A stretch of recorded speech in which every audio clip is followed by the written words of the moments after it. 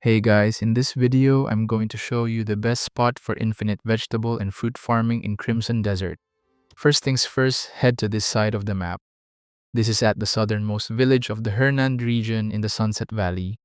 Unlock this abyss crescent on the cliffs facing the village. After that, what you'll want to do is fly down to the cabbage farm on the first patch at the bottom of this cliff. This is where we'll get our infinite vegetable farm.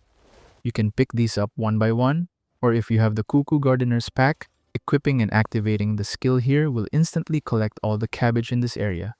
Next, we're heading to the Demonis farmlands on the outskirts of the city of Demonis. Almost the entire fields around here consist of grapes, apples, and tomatoes. Just walking around the farm from here to here will net you hundreds of grapes. Vegetables and fruits are an essential ingredient for crafting the most efficient meal for health and spirit in the game. If you want to know how to craft the gardener's pack and the meal recipe for the hearty vegetable porridge and hearty fruit punch, we have a video on this channel, so make sure to check it out. And that's the best spot for infinite vegetable and fruit farming in Crimson Desert. Thank you so much for watching.